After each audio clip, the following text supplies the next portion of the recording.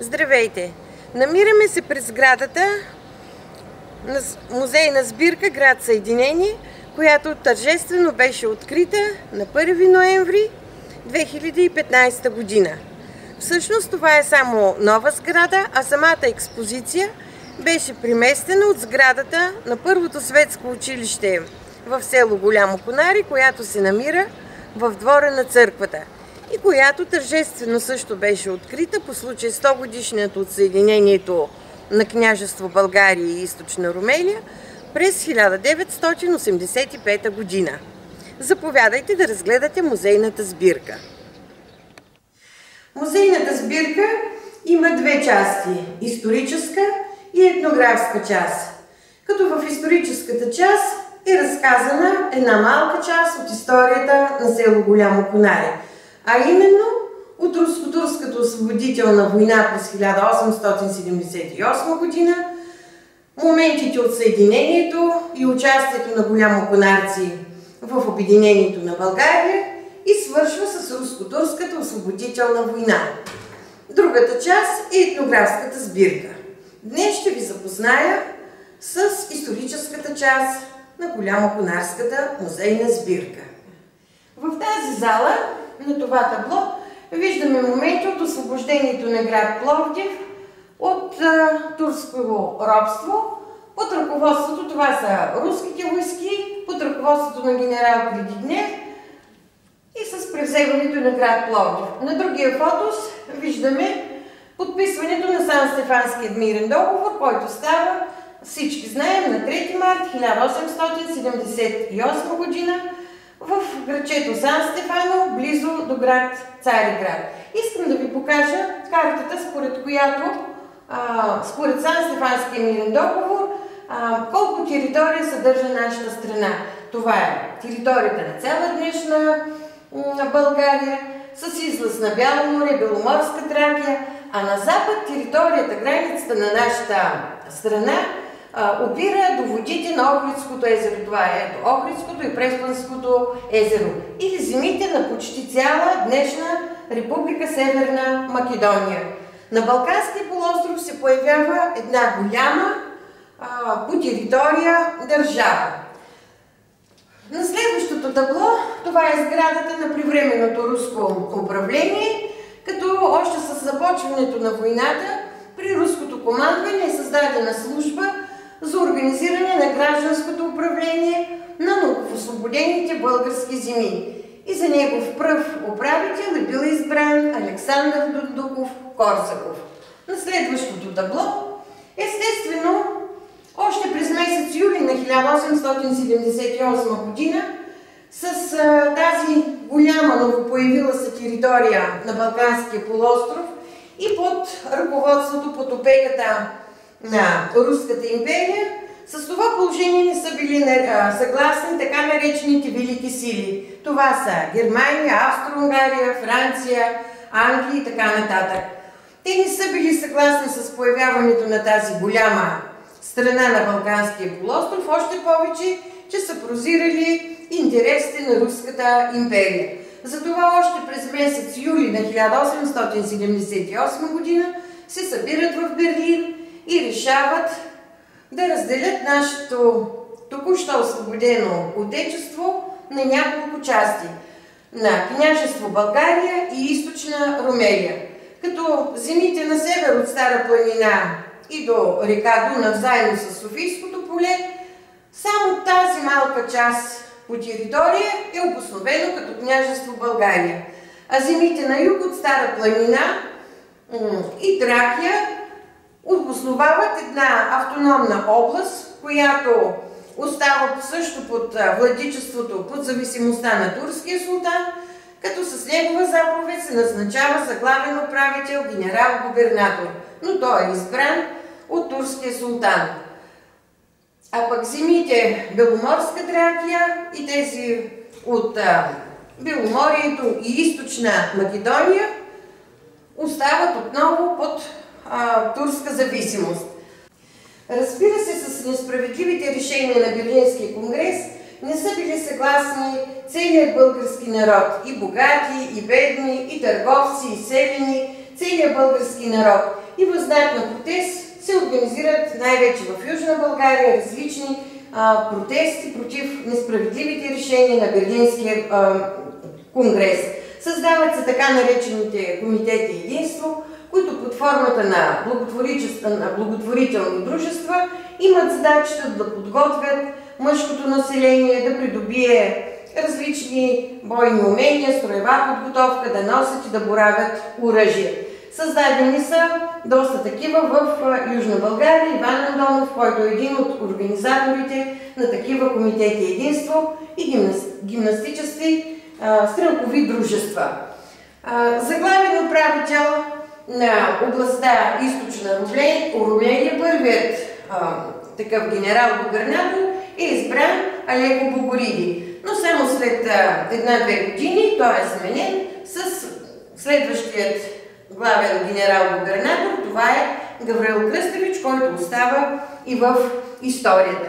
И само няколко думи да споменем за Пловдив, който се обосновава като истинска столица на Източна Румелия. По това време в Пловдив творят Иван Вазов, който е народен представител. За първи път Христо Геданов, който е основател на книгопечатането в България, създава първите печатни машини. Освен това в Източна Румелия пребивава и Захари Стоянов, един от главните герои на Априлското въстание, който случайно оцелява, но който също се намира по това време в Източна Румелия и издава редица вестници като Народен глас, Южна България, Марица, Независимост. Всички тези останали дейци от живи от Априлското въстание, заедно с цялата интелигенция, всички са за съединението и за обединението на нашето отечество. И не са минали много години от Руско-турската освободителна война. През месец февруари 1885 година под ръководството на Спиро Костов в град Пловдив е създаден Български таен централен революционен комитет с председател Захари Стоянов. Пак казвам, случайно оцелялен герой от Априлското въстание.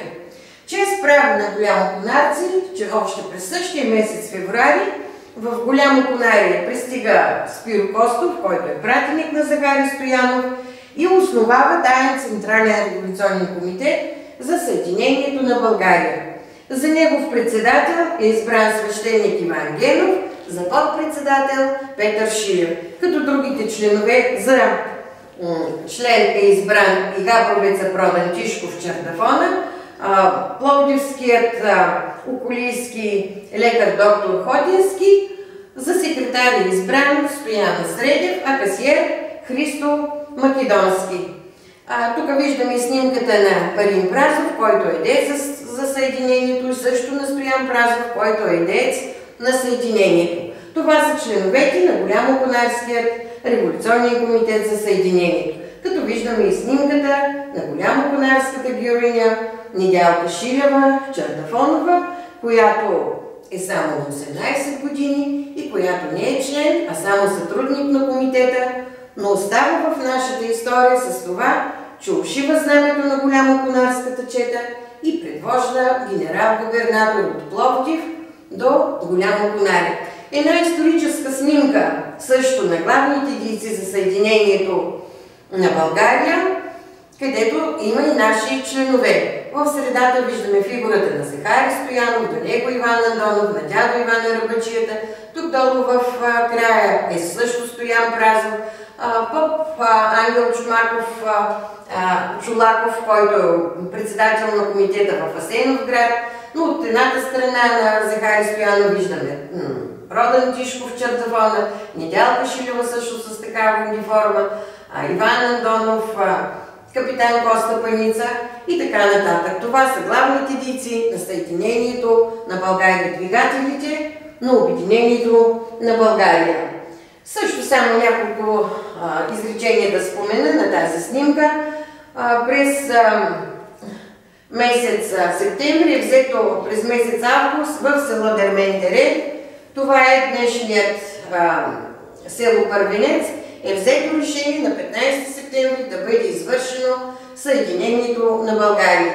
Също в различни селища, освен в град Пловдив, има изградени тайни революционни комитети, като в Асеновград, Панагюрище, Копривщица, на различни селища от страната. Също когато се чества на Бузлужа годишнина от смъртта на Хаджи Димитър, там също има народни вълнения, които всички хора желаят да бъде обединено нашето отечество. И намираме се тук пред една от най-важните снимки, запазени за нашата история. Това е вечерта на 5 септември, в ранния следобед на 5 септември. На снимката виждаме Голямоконарската чета, която са се събрали на площада, където сега се намираме. Всъщност на тази поляна е построена сега музейната сбирка и част от читалищната сграда. Това е някогашната поляна на Голямо Конаре.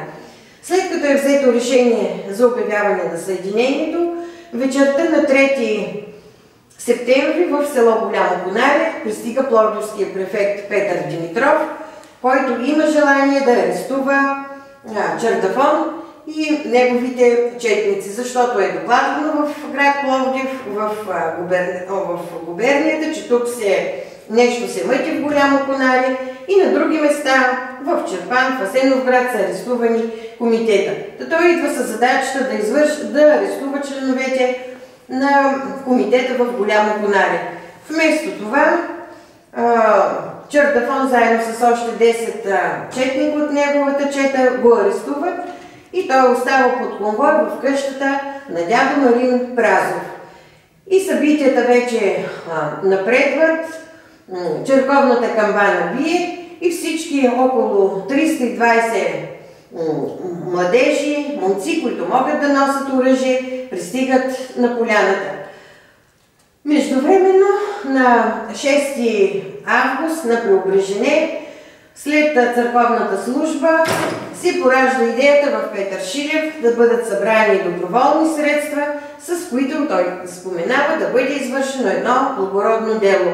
Събрани са 362 гроши и 5 пари и на следващия ден Петър Шилев заедно с Продан Тишков и с каруцата на Петър Ихтиманлията отиват в град Пловдив и купуват 3 аршина зелена куприна.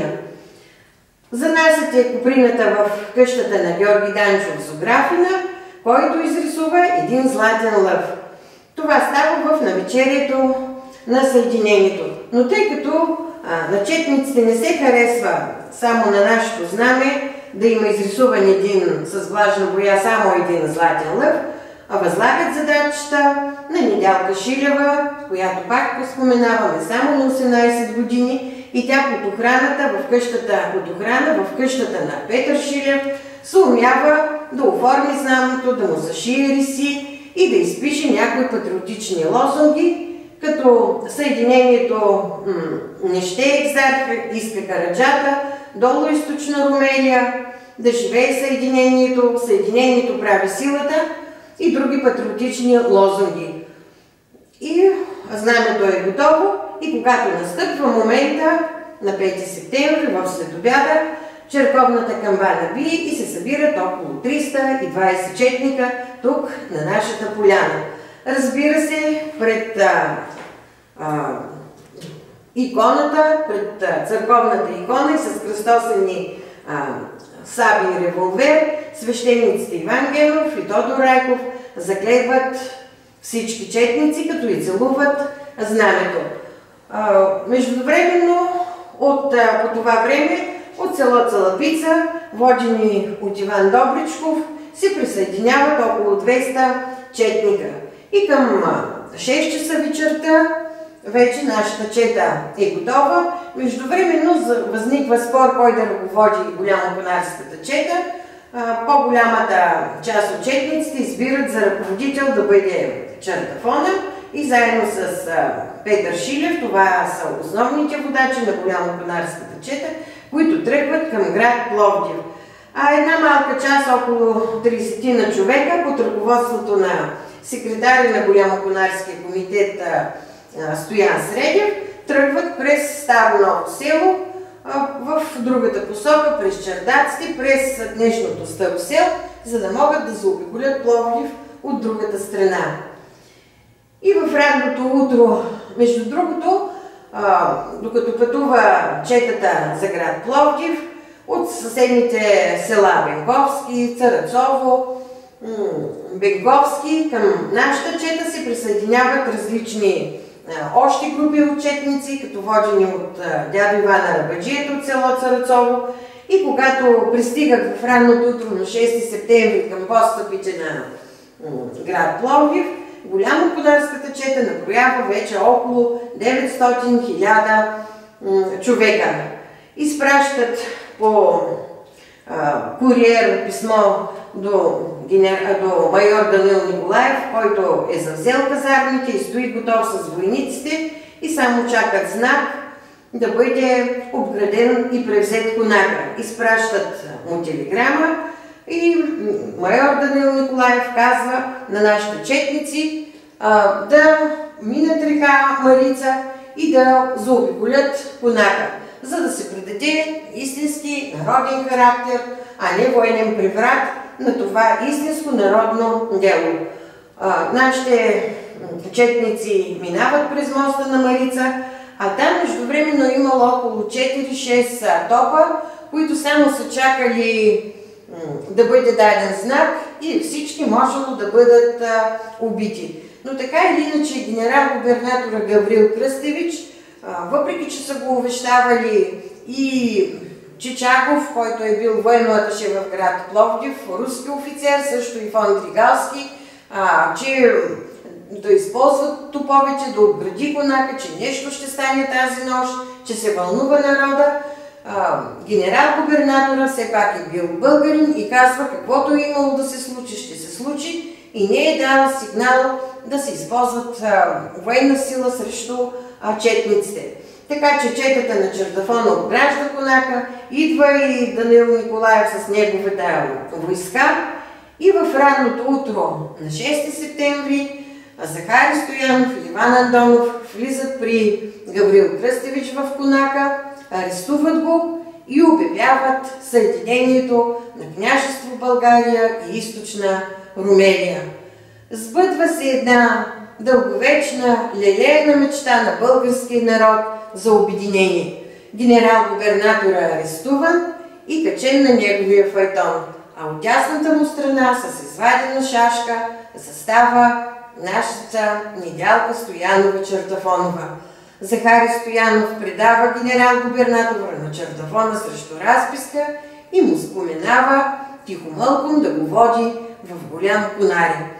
Но Чердафон отново е проявил своя непокорен характер и вместо тихомълком да го доведе под конвой заедно със своите четници в Голямо Конаре, той първо минава с арестувани генерал-губернатор по главните пловдивски улици и главно под прозорците, под къщите на главните консули в Пловдив, като са шумяли и са искали да покажат на целия свят, че е извършено съединението и че генерал-губернатора е свален.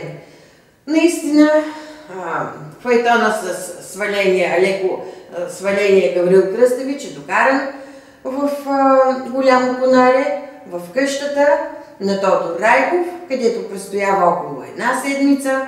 Там при него са гостували и Стоян Празов, и Марин Празов, черпили са го с кафе, играели са на табла и тихомълком след една седмица по живо поздраво през Татар Пазарджик той е изпратен за Цариград. А през това време делегация отива до руски император, където с молба да бъде признато съединението. За първи княз на новоосвободеното ни новообединено отечество е избран княз Александър Батенберг, който застава на престола, министър-председател е Петко Каравелов. Така че съединението е един много важен акт в българската история, едно дело, извършено напълно самостоятелно, без протекциите на никакви външни сили, нито на Русия, нито на великите сили, защото то е успешно по своята същност, защото е било целият български народ е бил обединен, имали със своя цел, своя кауза за обединение на чисто българските земи. И за това да е успешно, защото всички са го желали, всички са имали една цел и единственото толкова важно историческо събитие е извършено напълно самостоятелно. Но радостта на българския народ не трае много дълго, само до месец ноември, в началото на 2 ноември, сръбският крал Милан, подтикван от Австро-Унгария, решава да обяви война на България, като се е мечтал, че току-що обединената България, тя няма своя войска, няма своя управа, няма свои военни ръководители, въобще току-що създадена държава, си е мислил, че само за 1-2 дни ще може да си пие кафето в град София и той ще превземе току-що освободената, обединена родина. Но българският народ са очаквали нападение от турската граница. Така че, въпреки че не сме имали войска, това са главно 12-те ополченски дружини, всички, които са били способни да носят оръжие, се включват в тази несправедлива, макар и братоубийствена война. На тази литография виждаме с какъв ентусиазъм отиват на фронта. И въпреки че част от българската войска са очаквали нападение от Турция, той идва от сръбската граница. Но всички тържествено, с цветя, с всеки, който е бил способен да носи оръжие, отиват на Западния фронт да защитят току-що обединеното ни отечество. Българската армия показва такива чудеса от храброст в боевете при Мекацръв, при Сливница, при Пирот, че цяла Европа е била в възхита. Всъщност, с цената на българската кръв, съединението отново е защитено. Но когато излизат на правата българската войска, излизат на правата за Белград и всъщност са били готови да превземат сръбската столица, излиза с изявление австро-унгарски принц и казва, че ако не спре настъплението на българската армия, ще срещне съпротивата на редовната австро-унгарска войска, въоръжена с модерни топове и с модерни пушки. Сръбско-българската война продължава около 2 седмици, но с това, което проявява българската армия, по-скоро българският народ, толкова самоотвержено, такива чудеса от храброст, които показва фактически пред целия свят и най-вече пред Европа, съединението е основно защитено като кауза, като идея, благодарение на Голямо Конарци, на нашите тук прадеди. България днес съществува в тези граници, в които е съществувала и в днешни граници, така както е обединена при Княжество България и Източна Румелия. България запазва почти същите си граници. С изключение после на Първата световна война, когато губим западните покрайнини и Южна Добруджа, но с Крайовската спогодба отново земите са върнати към българската държава и уроците от съединението могат само да ни покажат, че когато българският народ е обединен, когато има своя кауза, своя идея, те се осъществяват, те са успешни. И това е един наистина достоен за уважение акт в българската история.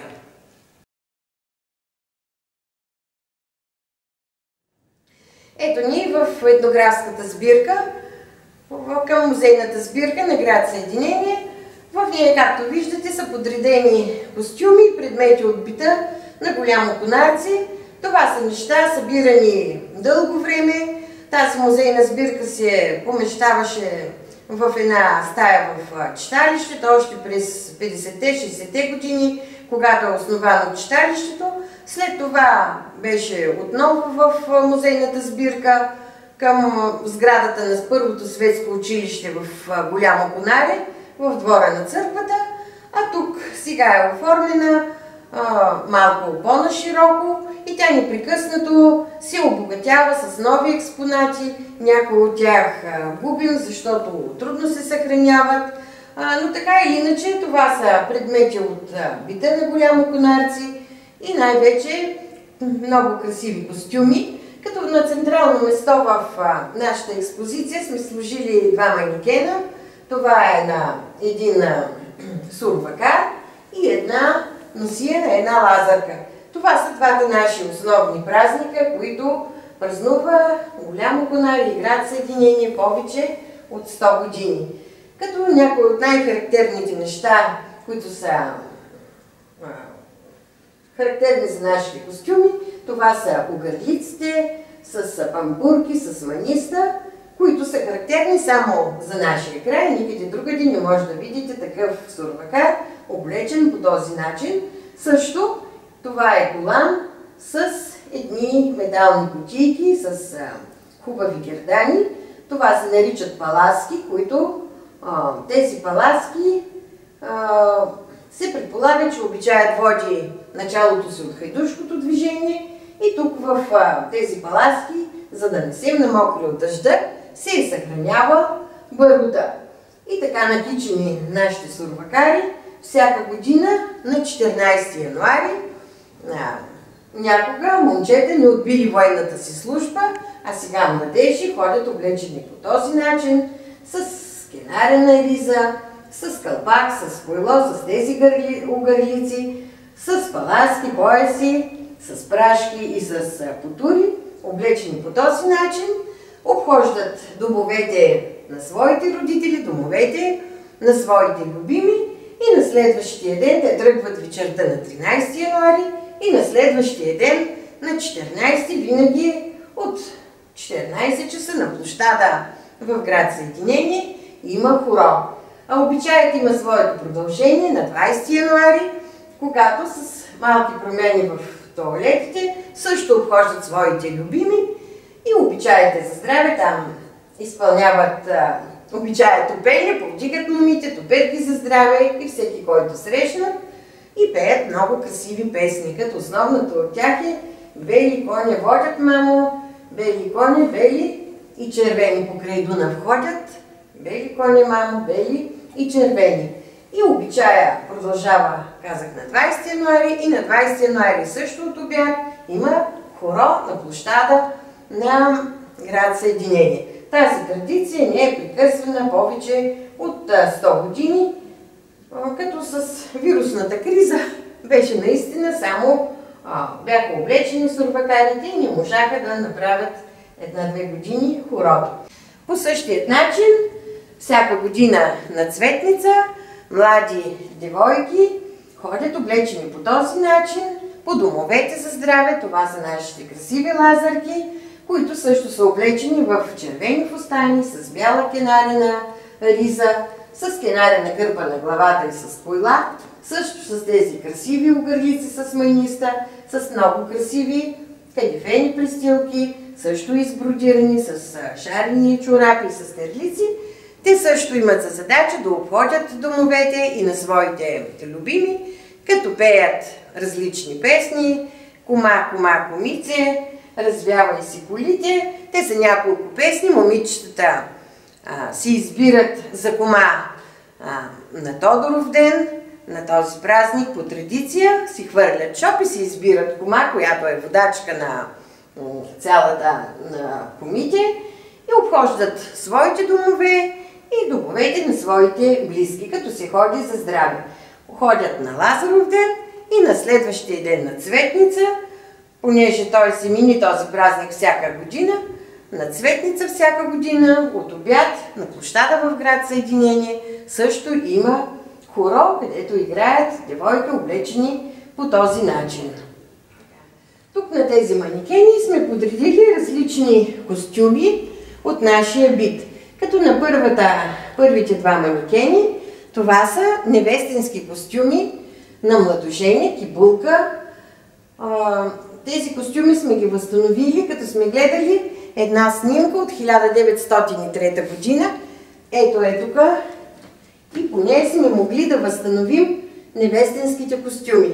Като за богатата булка Тя е имала един костюм, който се нарича танкаш, вълнен костюм, избродиран с сребърна бродерия, тук отдолу и отпред по мушабака, с копринена риза, с вълнена пристилка също ръчно избродирана и с много красивите кърпи, характерни за голямо конаре. Но същите ги има, те се наричат панагюрки и в панагюрище, и в копривщица. Явно нашите баби са ги принесли оттам. Много са красиви ресните на тези кърпи, красиви, защото те са избродирани, за да стоят прави и спънати, те са избродирани от конски косми. Ето така е изглеждала една красива булка в началото на 20 век. А младоженикът също е бил с потури, с пояс, с много красива риза копринена, с елек, който също е избродиран от кадифе, избродиран с сърма и отгоре, като е било по-студено, са слагали една късо вълнено елече от дъба, което се нарича интерия с кълпак. И това така са изглеждали младоженикът и булката преди повече от 100 години. На следващия манекен сме сложили костюм, който е бил характерен за богата булка, но вече омъжена девойка. Като отгоре се е слагала такъв кюрк, тя е облечена с зелен сукман, който е плесиран и се нарича бръчник. Тук не знам дали ще се види много, но той е плесиран и се нарича, значи невестинският танкаш, това е бръчник. Това е вече омъжена жена, също с кедарена риза, богато бродирана отпред по мушабака и с кърпа, също с такива красиви ресни. Има още един празничен костюм, също за омъжена жена, който е различен костюм. Това е едно червено фризе, ето като солей, на такава преса е направен сукмана, много красив, направен с кадифе, също и отпред по мушабака, с бродирана кенарена риза и отгоре, защото е било студено, характерно за голямо конарската носия и един бонджур. Това е късо кожухче, изтъкано от дъба, което отвътре е подплатено с агнешки или лисичи кожи. Ето, тук това е един бонджур, също с красивата кърпа. Ето тук имаме един още по-красив бонджур, с който е по-хубава кожичката, е тук по-пухина, наистина лисича и агнешката кожа. Той е втален и е много красив. Тук във ъгъла сме сложили и един на този манекен, един костюм, който е за девойка, която също е омъжена, е празничен, но това е летен костюм. Това е с памучна или кадифяна пристилка, богато бродирана, но костюма вече е памучен, това сукмана е памучен, този е синилчен, което означава, че булката е вече омъжена. Само неомъжените девойки са ходили с червен сукман. И ако видите жена с червен сукман, това значи, че тя не е омъжена и е характерно за девойките. А вече младата невяста е с синилчен костюм.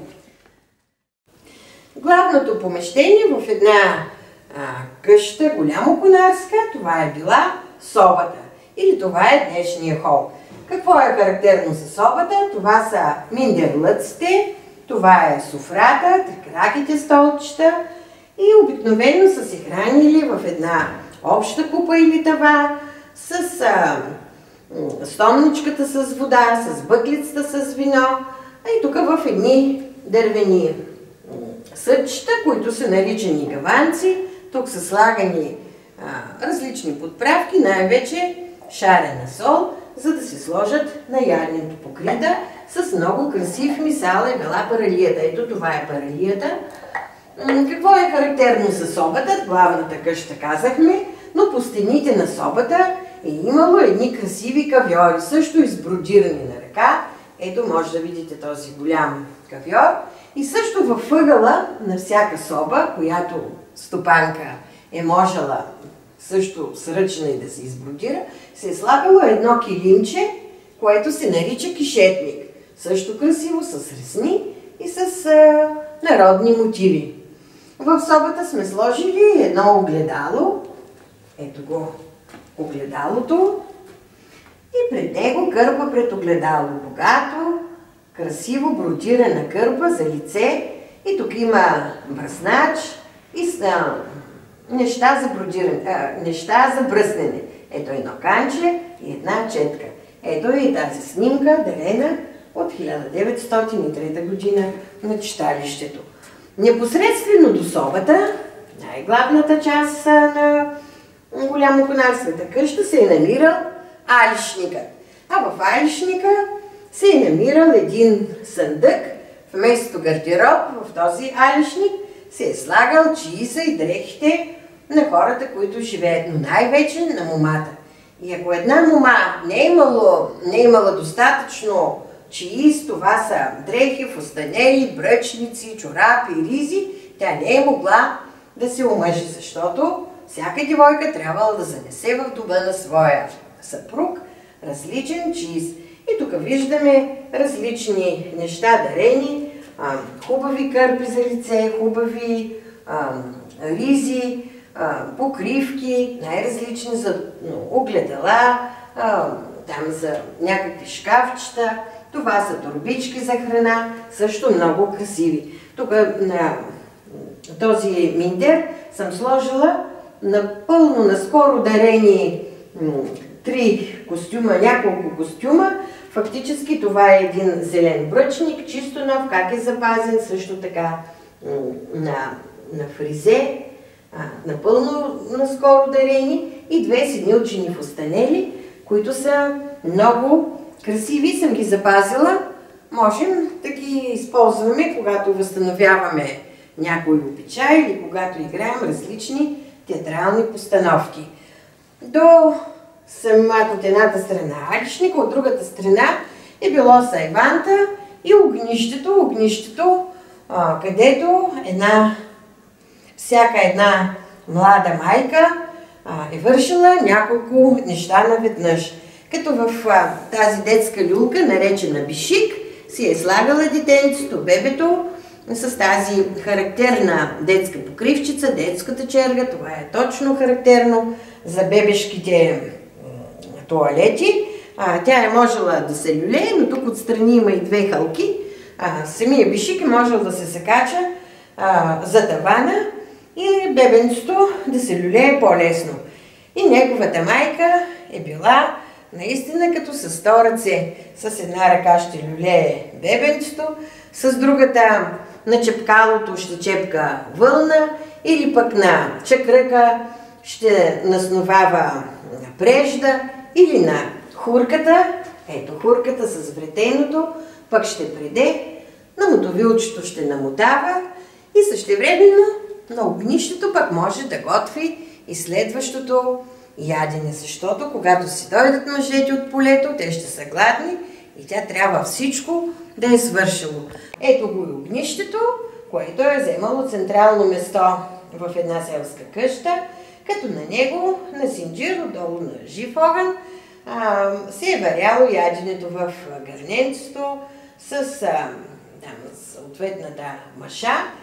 Това корице, което ни е подарено, е било да се умеси хляба за ежедневната дажба. Но имахме едни по-големи, огромно корито, нощве се казва, в което обикновено се е замествал хляба за цялата седмица. И в всяка къща се е имала една пещ, където са изпичали хляба. И майката, и пък възрастната жена, свекървата, са можели да умесят хляба и да го опичат в тази пещ. Най-важният предмет на труда във всяка къща, това е бил такачния стан.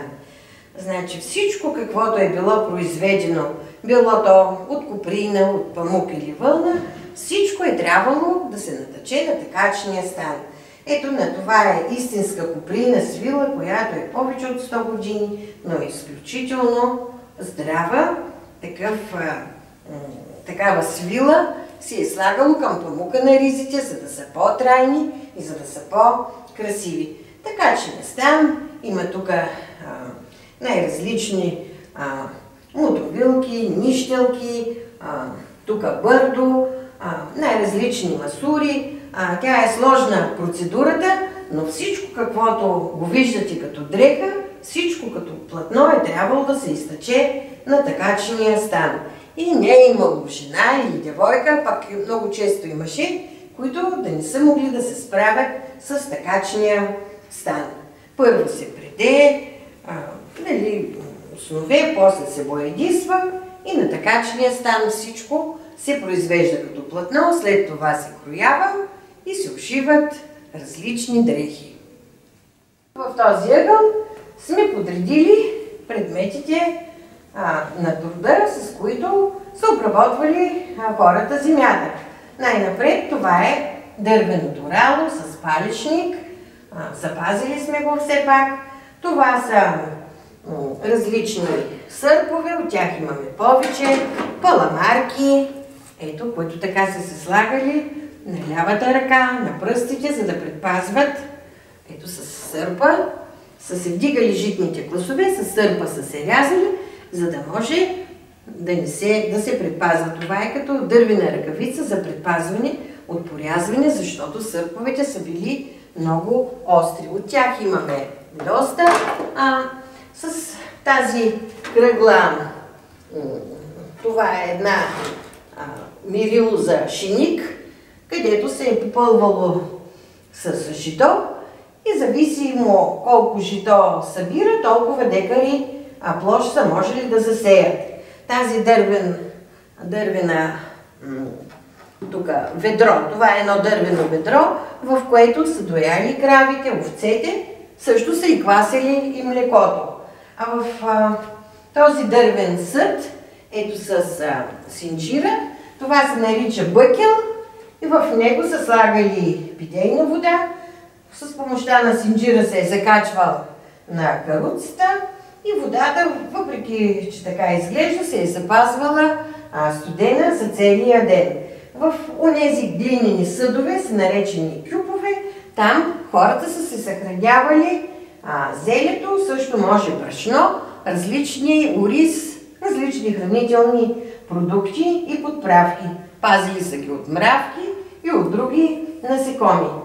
В този дървен съд висок, ето, това е една буталка и с помощта на една пръчка с един топ, който ни липсва в нашата експозиция, сме сложили тази кратуна, която просто е за експозицията, си е избивало маслото, пълни се с айран, с кисело млеко и когато много се бута, отгоре на повърхността излиза маслото.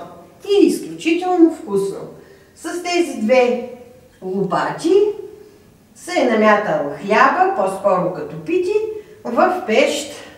На всяко семейство си имало такава пещ изградена от тухли или от камък и там са пекли хляба. Тук съвсем наскоро ни дадаха към нашата експозиция, това е на господин Кръстю Манчев, тази кратунка. Това е, този съд се получава, всъщност това е от едно растение, което ражда такива плодове, но те са много леки, изправя се един отвор и когато на стовнара вън на огнището си загрял много топла вода, тази дръжка ти пази ръката, може да си гребнеш вода, да си полееш и да не се изгориш. Ето, такива кратунки са ползвали като различни канчета за поливане на вода. Това е една също кошница,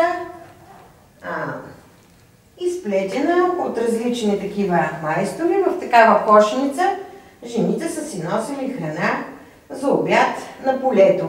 И едни гъби, които също са като растения, които са служили, са твърди, но те, когато се натопят във вода, стават по-меки, са ги ползвали за къпане. Това са нашите основни предмети за бита.